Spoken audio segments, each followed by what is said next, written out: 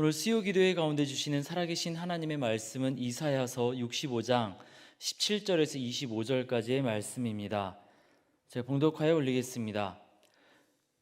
보라, 내가 새 하늘과 새 땅을 창조하나니 이전 것은 기억되거나 마음에 생각나지 아니할 것이라. 너희는 내가 창조하는 것으로 말미암아 영원히 기뻐하며 즐거워할지니라. 보라, 내가 예루살렘을 즐거운 성으로 창조하며 그 백성을 기쁨으로 삼고 내가 예루살렘을 즐거워하며 나의 백성을 기뻐하리니 우는 소리와 부르짖는 소리가 그 가운데에서 다시는 들리지 아니할 것이며 거기는 날수가 많지 못하여 죽는 어린이와 수완이 차지 못한 노인이 다시는 없을 것이라. 곧 백세에 죽는 자를 젊은이라 하겠고 백세가 못되어 죽는 자는 저주받은 자일이라. 그들이 가옥을 건축하고 그 안에 살겠고 포도나무를 심고 열매를 먹을 것이며 그들이 건축한 데에 타인이 살지 아니할 것이며 그들이 심은 것을 타인이 먹지 아니하리니 이는 내 백성의 수완이 나무의 수완과 같겠고 내가 택한 자가 그 손으로 일한 것을 길이 누릴 것이며 그들의 수고가 헛되지 않겠고 그들이 생산한 것이 재난을 당하지 아니하리니 그들은 여호와의 복된 자의 자손이요 그들의 후손도 그들과 같을 것임이라. 그들이 부르기 전에 내가 응답하겠고 그들이 말을 마치기 전에 내가 들을 것이며 이리와 어린 양이 함께 먹을 것이며 사자가 소처럼 즙을 먹을 것이며 뱀은 흙을 양식으로 삼을 것이니 나의 성산에서는 해함도 없겠고 상함도 없으리라. 여호와께서 말씀하시니라. 아멘. 최근 영국에서 모 핸드폰 회사에서 광고를 만들었는데요. 이 광고가 많은 논란이 되었습니다. 이 내용은 이렇습니다. 이 핸드폰을 가지고 음악을 듣기 위해서 이어폰을 귀에다 꽂고 한 여인이 이제 조깅을 하는 것입니다. 그래서 영국 시내를 돌아다니는데 시간이 새벽 2시였습니다. 우리나라 상황에서는 뭐 그닥 논란이 될 만한 내용이 아닌 것 같습니다. 우리나라의 뭐 강변에 있는 고수부지나 여러 산책로에서 새벽 2시에 많은 사람들이 혼자서 조깅을 하고 자전거를 타고 자유롭게 운동을 합니다. 그런데 영국에서는 그렇지 않은가 봅니다. 영국에서는 새벽 2시라는 시간은 여성이 혼자서 운동을 하는 것뿐만 아니라 남성, 건장한 체격을 가진 남성조차도 혼자서 개인적인 활동을 하는 것이 안전하지 않은 그러한 시간이라고 합니다. 특별히 그 광고가 논란이 된 이유 중에 한 가지는 최근에 한 여성들이 개인적인 활동을 하다가 묻지마 살해를 당한 사건들이 발생했기 때문입니다. 어떤 여인은 낮에 조깅을 하다가 살인을 당하고 말았습니다. 그래서 그 광고를 보면서 영국의 언론들은 비현실적이다, 무감각하다 비판했습니다. 국가적으로 큰 개혁이 일어나서 치안이 다시금 잘 회복되기 전까지 핸드폰 하나 바꾼다고 해서 경험할 수 있는 일이 아니라는 것이지요. 현실에는 기대하기 어려운 내용이라는 것입니다. 오늘 우리가 읽은 이사야서에 등장하는 내용들, 어린 양이 이리와 함께 뛰어놀고 사자가 소처럼 즙을 먹는 그러한 이야기들, 아니 그런 것들 말고 스스로 건축한 그 집에서 삶을 살 수가 있게 되고, 그리고 전쟁이나 폭력에 의해서 갑자기 죽임을 당하지 않는 그러한 이야기들까지도 이사야서를 처음 받았던 그 시대 사람들에게는 굉장히 비현실적이고 그리고 기대할 수 없는 내용들이었습니다. 이사야서 65장이 기록되던 때를 사람들이 추측하기로는 이러한 상황입니다. 아스르와 바벨론의 공격으로 이스라엘 백성들이 많이 죽임을 당하고 곳곳으로 포로로 끌려가서 흩어지고 말았습니다. 그 끔찍했던 포로의 시간이 끝나고 다시금 고국으로 되돌아왔는데 그 상황이 어떻겠습니까? 치안이 안전하게 지켜지겠습니까? 질서가 잡혀져 있겠습니까? 치안과 질서가 무너진 그 상황 속에서 개인이 무엇을 한다고 해서 어떠한 변화나 개선을 기대할 수 없는 때였습니다. 외부적인 상황만 안 좋았던 것이 아니었습니다. 필 라이큰이라는 목사님이 그들도 우리처럼 괴로웠다라는 책에서 분석하는 내용에 의하면은 이사야 선지자는 자신의 이 죄책감 때문에 굉장히 괴로워하고 있었습니다. 그래서 이사야서 6장 5절에 보면은 하나님께서 임재하셨을 때 이사야가 어떠한 고백을 합니까? 화로다 나여 망하게 되었도다, 이런 고백을 하고 있지 않습니까? 좀처럼 변화를 기대할 수 없는 답답한 상황, 그리고 하나님을 믿는 사람들조차도 예배가 무너지고 죄책감으로 무력해진 이 상황들, 그런 상황 속에서 오늘 말씀해 보니 주님은 18절에 이렇게 말씀하십니다. 너희는 내가 창조하는 것으로 말미암아 영원히 기뻐하며 즐거워할지니라. 무너져버린 현실 속에서 개인이 무엇을 한다고 해서 어떠한 변화도 기대할 수 없는 그 상황 속에서 어떻게 기뻐하며 즐거워할 수 있겠습니까? 그것도 영원히. 도저히 상상할 수 없는 그러한 이야기를 주님은 하시고 계십니다. 어떻게 그것이 가능할까요? 주님은 세 가지 말씀을 들려주시면서 이사야 시대의 사람들과 코로나로 인하여서 무기력해진 이 시대의 우리들에게 영원한 기쁨과 즐거움으로 초대하고 계십니다. 함께 말씀을 살피면서 주님 약속하시는 기쁨과 즐거움으로 나아가는 저와 여러분 우리 모두가 되어지기를 원합니다. 첫 번째, 주님은 모든 것을 새롭게 하시겠다라고 말씀하십니다. 17절입니다. 보라, 내가 새 하늘과 새 땅을 창조하나니 이전 것은 기억되거나 마음에 생각나지 아니할 것이라. 치안이 좋지 않은 나라에서 아무리 좋은 핸드폰으로, 좋은 이어폰으로 음악을 듣는다고 한들 안전이 보장되는 것은 아닙니다. 나라가 온전히 새롭게 되어야 하죠. 그래서 주님은 말씀하십니다. 새 하늘과 새 땅을 창조하나니.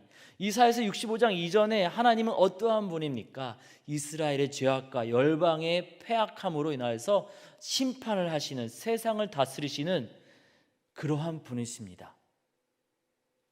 온전히 세상을 새롭게 하실 수 있는 분이시지요. 주님은 새롭게 한다고 하시면서 소소한 변화만 이야기하시는 것이 아니라 틀 전체를 완전히 바꾸어 버리겠다고 말씀하십니다. 그렇기 때문에 새 하늘과 새 땅을 주시겠다고 말씀하시는 것이죠. 어제의 반복이 아니라 완전히 새로운 것입니다. 그래서 17절 후반부에 보니까 뭐라고 말씀하시죠? 이전 것은 기억되거나 생각나지 않을 것이라 말씀하십니다. 왜 주님은 어제의 회복을 넘어서서 완전히 새로운 것을 주시겠다고 하시는 것일까요? 이사야가 살던 시대 때에는 하나님과 무관한 부활에 대한 믿음이 있었습니다. 계절의 변화에 따라서 농작물이 죽었다가 다시 살아나는, 죽은 것처럼 보였다가 다시 살아나면서 열매를 맺는 그러한 모습을 보면서 이것을 죽음과 부활로 이해를 했습니다. 우상 숭배자들이 만들어낸 그런 신화에 따라서 바알이 죽었다가 살아나는 것처럼 바알의 능력이 농작물과 가축에게 임하게 됨으로 인하여서 풍성한 곡식과 다산을 얻게 된다라고 생각했습니다. 열왕기상 18장에 보면은 바알과 아세라 선지자들이 막 자기 몸에 상처를 내면서 피를 내면서 막 그렇게 소리를 지르는 장면들이 나오는데요. 이것은 이 죽음의 잠에 깊이 잠들어 버린 바알을 깨워서 바알을 부활시키려는 행동이었습니다. 사람이 죽어버린 신을 부활시키려는 그러한 무모한 행동을 했던 것이지요. 이러한 생각에 빠져있던 이스라엘 여인들은 아수르와 바벨론의 침공 시 담무스 신에 빠져버리게 됩니다. 담무스라는 우상은 식물을 다스리는 신이고 식물을 먹는 양떼를 돌보는 신인데요. 에스겔서 8장 14절에 보니까 예루살렘 성전에서 이 여인들이 담무스의 부활을 위해서 애곡했다라는 기록이 나옵니다. 눈물로 기도했다라는 것입니다. 하나님만 바라보고 하나님을 섬겨야 될 그 예배당 성전에서 우상을 숭배하는, 우상의 부활을 위해 눈물을 흘리는 그러한 일들이 있었던 것입니다. 우리가 읽은 이사야서 65장 앞부분에도 이러한 내용이 나옵니다. 3절과 4절에 보니 이러한 말씀이 나옵니다. 곧 동산에서 제사하며 벽돌 위에서 분향하여 내 앞에서 항상 내 노를 일으키는 백성이라. 그들이 무덤 사이에 앉으며 은밀한 처소에서 밤을 지내며 돼지고기를 먹으며 가증한 것들의 국을 그릇에 담으면서 산당에서 제사하고 자연석이 아닌 벽돌에서 분향하고 무덤 사이에 지내고 그리고 은밀한 처소에서 밤을 지새면서 돼지고기 가증한 것들을 먹는 모습들, 다 부활한다라고 믿었던 그 우상신의 부활을 바라면서 우상 숭배를 하는 장면들입니다. 이 땅의 재산을 더 늘려보겠노라고, 어제의 영광을 다시 한번 경험해 보겠노라고 허탄한 우상들의 부활을 꿈꾸며 그 우상들에게 절하는 그 시대 사람들에게 우리 하나님 말씀하시는 겁니다. 그런 어설픈 우상들의 부활을 찾지 말고 하나님 주시는, 하나님께서 허락하시는 완전히 새롭게 되는 부활의 능력을 바라보라고, 하나님 앞에 와서 하나님 바라보면서 하나님의 그 새롭게 하신 능력을 체험하라고 초대하고 계시는 것입니다. 우상 숭배자들이 말하는 부활은 부활한 다음에 영원히 사는 것이 아니었습니다. 다시 죽습니다. 그리고 다시 한 해가 지나면서 다시금 살아납니다. 매년 죽고 매년 살아나는 것을 반복하는 것입니다. 그런데 하나님께서 주시는 부활의 생명의 능력은 살아난 다음에 다시 죽는 것이 아닙니다. 죽지 않고 충분히 살아있다는 표현으로 백세라는 표현을 쓰면서 20절에 이렇게 설명하십니다. 거기는 날수가 많지 못하여 죽는 어린이와 수완이 차지 못한 노인이 다시는 없을 것이라. 곧 백세에 죽는 자를 젊은이라 하겠고 백세가 못되어 죽는 자는 저주받은 자이리라. 여러분, 지금도 백세를 산다고 하면 장수하는 것이라고, 정말 많이 사셨군요, 우리가 이렇게 이야기합니다. 그런데 지금으로부터 2800여 년 전 이사야 시대 때 백세를 살았다라는 표현은 매년 죽고 사는 것을 반복하는 것이 아니라 살아난 다음에 죽지 않는 것을 의미합니다. 뿐만 아닙니다. 하나님께서 새롭게 하시는 것은 정말 놀라운 일입니다. 25절에 이러한 표현이 나옵니다. 이리와 어린 양이 함께 먹을 것이며 사자가 소처럼 즙을 먹을 것이며 뱀은 흙을 양식으로 삼을 것이니 나의 성산에서는 해함도 없겠고 상함도 없으리라. 어린 양과 이리가 함께 먹고 사자가 짚을 소처럼 먹고 해함과 상함이 없는 곳, 무엇이 생각나십니까? 하나님이 태초에 만드셨던 에덴 동산의 모습이 생각나지 않습니까?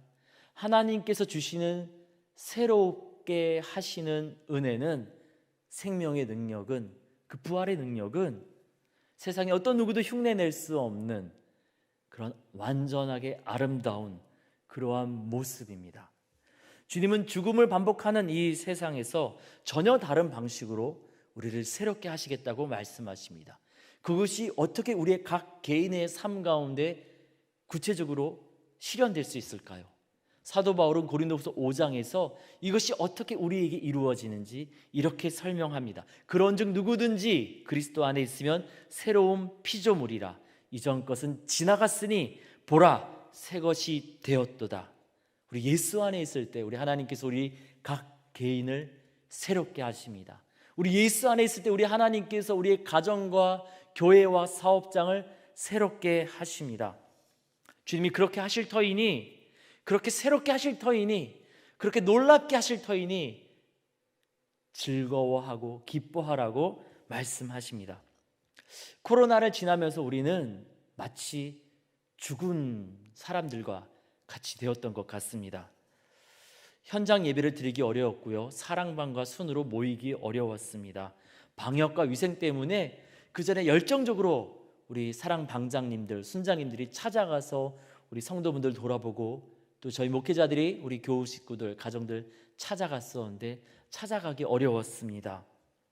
그런데 놀랍게도 2022년 부활절을 맞이하면서 이제 코로나도 잠잠해져 가고, 코로나로 인하여서 엄격하게 세워졌던 규제들도 이제 하나씩 풀어져 가면서 우리 교회도 이제 깊은 잠에서 깨어서 기지개를 펴기 시작하고 있습니다. 우리 주님께서 우리에게 새 일을 허락하시는 것인 줄 믿습니다.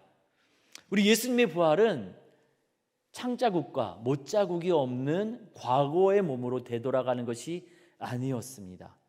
창자국과 못자국을 가진 십자가를 경험한 몸으로 다시금 살아나셨기 때문에 죽음이 예수님을 어떻게 해할 수 없었습니다. 우리 교회에게 허락하시는 일도 마찬가지입니다. 코로나 이전으로 되돌아가서 코로나 비슷한 것이 나타날 때마다 다시금 죽은 모습처럼 쓰러지고 무너지는 것이 아니라 코로나를 경험하면서 더 성숙해지고 더 뜨거운 사랑으로 무장하여서 이제는 코로나 비슷한 것이 다가온다고 해서 흔들리거나 넘어지는 것이 아니라 변함없이 든든하게 굳건하게 서 있는 새로운 예수님의 몸된 교회로 뜨거운 사랑의 사랑방과 순으로 우리 주님께서 다시 살리시는 것인 줄 믿습니다. 그것은 에덴 동산의 그것처럼 천국의 아름다움을 맛보는 것이 될 것입니다. 이에 주님께서 주시는 그 놀라운 변화, 새로운 변화를 기대하면서 우리 주님의 손을 굳게 붙잡는 저와 여러분 우리 모두가 되어지기를 원합니다. 주님은 두 번째로 실패하고 무너진 주님의 백성들을 사랑으로 안아주시겠다 말씀하시면서 즐거워하고 기뻐하라 말씀하십니다. 18절 후반부와 19절에 주님 이렇게 말씀하십니다.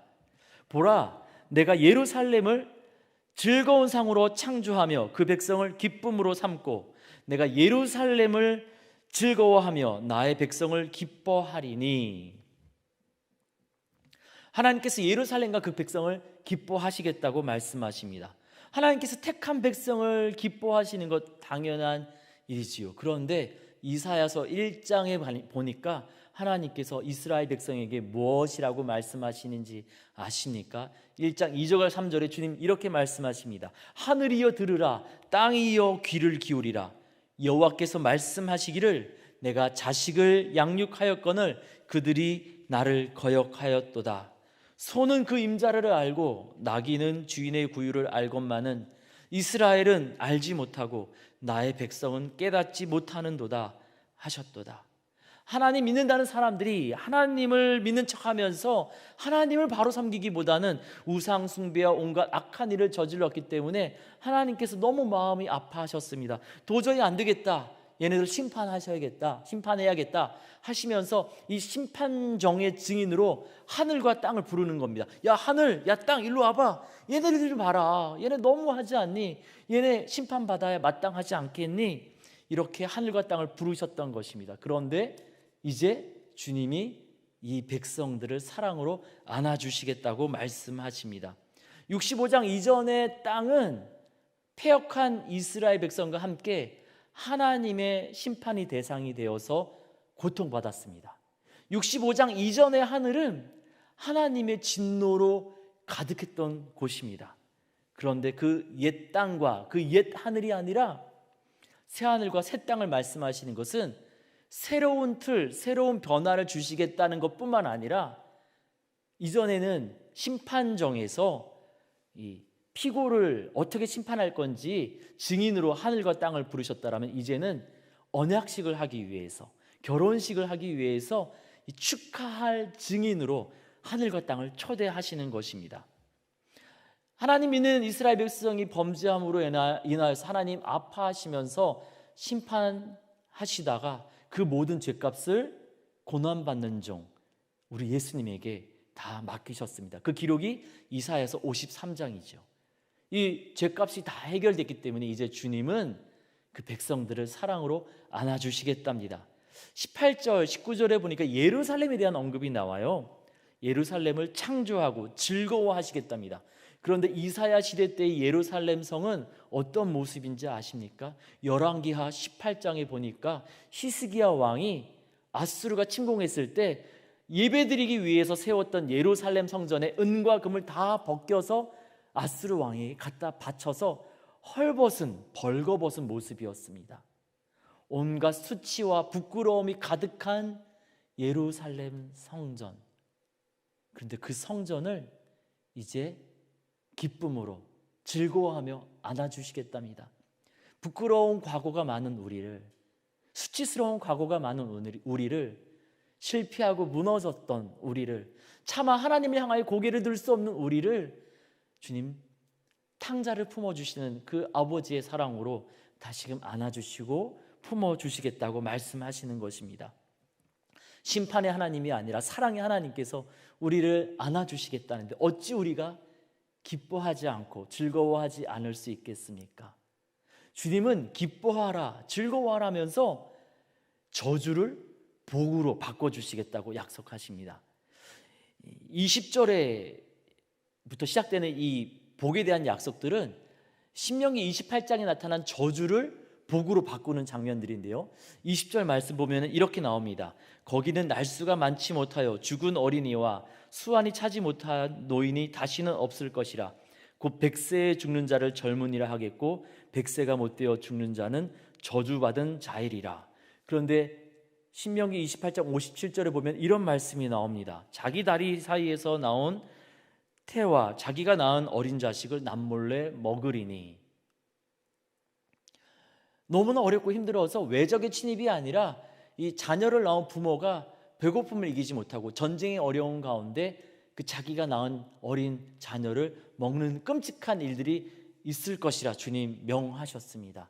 너희가 범죄하면 그런 일이 있을 것이라. 그런데 그 저주가 풀려버려서 하나님이 사랑으로 안아주시기에 이제는 다 100세 이상 사는 그러한 평안한 시대가 오게 하시겠다 약속하시는 것입니다.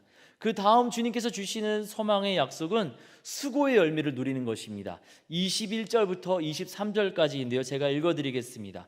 그들이 가옥을 건축하고 그 안에 살겠고 포도나무를 심고 열매를 먹을 것이며 그들이 건축한 데에 타인이 살지 아니할 것이며 그들이 심은 것을 타인이 먹지 아니하리니 이는 내 백성이 수하니 나무의 수한과 같겠고 내가 택한 자가 그 손으로 일한 것을 길이 누릴 것이며 그들의 수고가 헛되지 않겠고 그들이 생산한 것이 재난을 당하지 아니하리니 그들은 여호와의 복된 자의 자손이요 그들의 후손도 그들과 같을 것임이라.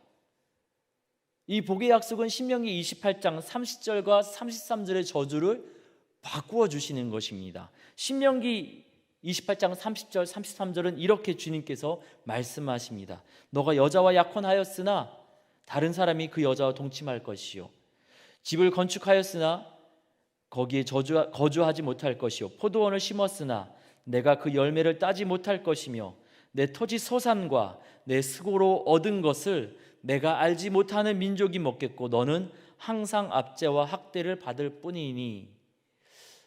하나님에게서 떠나서 우상 숭배를 하면은 이러한 저주가 있을 것이라 말씀하셨고 실제로 이러한 끔찍한 저주를 이스라엘 백성은 경험했습니다. 수고해도 그 수고의 열매를 얻을 수가 없었습니다. 노력할 이유가 없었던 거죠. 그런데 이제 그 저주를 복으로 바꾸셔서 수고하여 지은 집에서 편안히 살게 하시고 수고하여 뿌린 씨앗마다 아름다운 열매를 얻게 하시겠다고, 수고한 것마다 다 풍성한 열매를 얻게 하시겠다라고 복의 약속을 주시는 것입니다. 뿌리는 씨앗마다 열매를 얻고 그것을 누리게 하겠다 약속하시면서 무슨 말씀을 하시는 겁니까? 이제 도전해봐라. 전도의 씨앗을 뿌려보고 사랑의 씨앗을 뿌려보고 봉사의 씨앗을 뿌려보고 섬김의 씨앗을 뿌려봐라. 열매를 얻게 하시겠다. 주님 그렇게 복의 약속을 주시는 것입니다.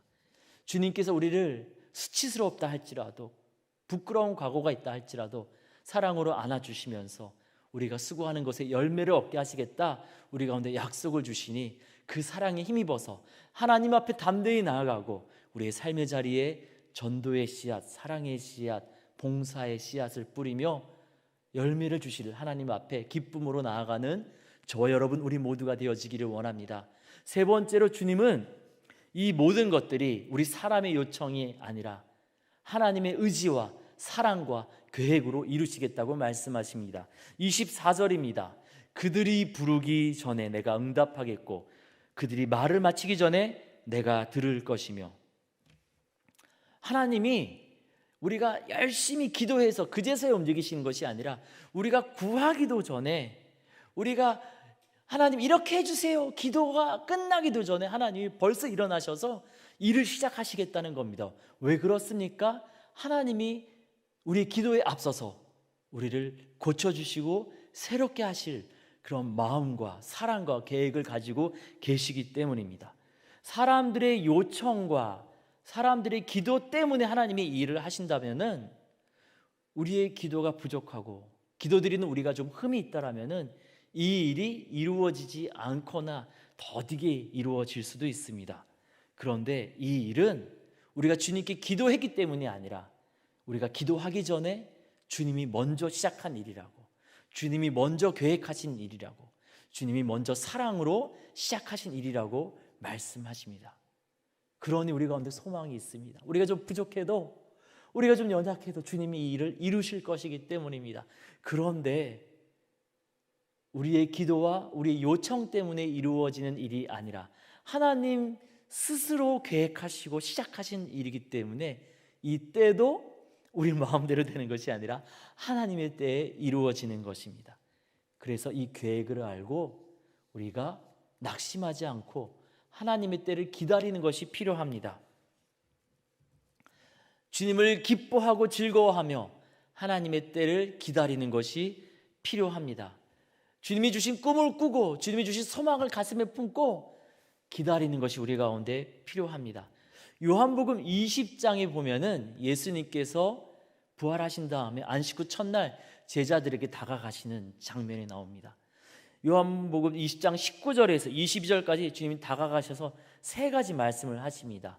첫 번째 말씀, 너희에게 평강이 있을지어다. 두 번째 말씀, 내가 너희를 보내노라. 세 번째, 성령을 받으라. 그런데 이 말씀 직후에 제자들에게 평강이 막 흘러 넘쳤습니까? 베드로는 그렇지 않았습니다. 베드로는 평강을 경험하지 못했습니다.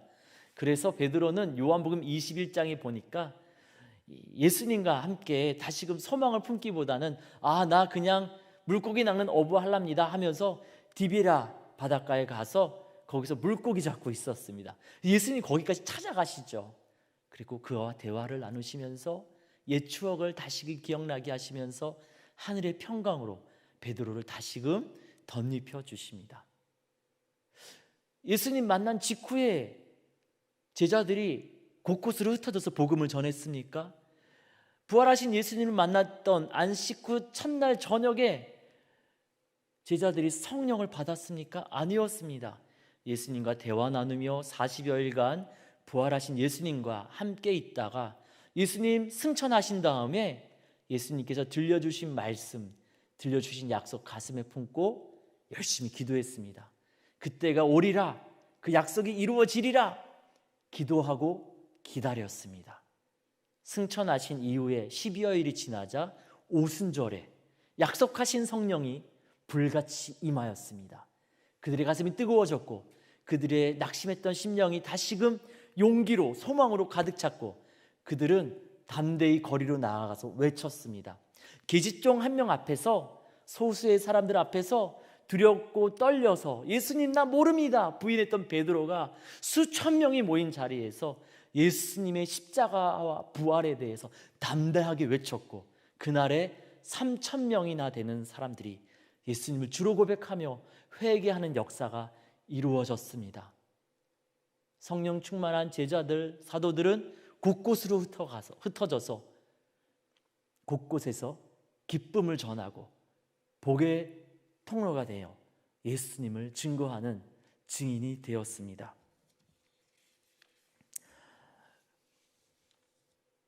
그들은 기다렸고 그리고 기대하였습니다. 그리고 그들의 기다림과 기대는 예수님의 약속대로 현실이 되어서 즐거움과 기쁨으로 그것을 누렸습니다. 만약에 제자들이 눈앞의 현실만 보았다라면 낙심하여서 주님 약속하신 그 세 가지 놀라운 일들을 경험하고 누리지 못하였을지 모릅니다. 그런데 이 현실을 넘어서서 예수님 주신 말씀, 평강과 또 파송의 말씀, 성령 충만의 말씀을 가슴에 품고 기대하며 기다렸을 때 그것은 현실로 이루어졌고 그들은 즐거움과 기쁨을 누리게 되었습니다. 주님이 이사야 선지자를 통하여서 우리에게 이 말씀을 들려주시는 이유도 마찬가지입니다. 하나님의 때 놀라운 일이 이루어질 터인데 고개 숙인 채 낙심하면서 포기하고 있지 말라고, 눈앞의 현실을 넘어서서 하나님의 약속을 가슴에 품고 기다리면서 기대하면서 즐거움과 기쁨으로 하나님 바라보라고 말씀하시는 것입니다. 여러분, 타조 증후군이라고 들어보셨습니까?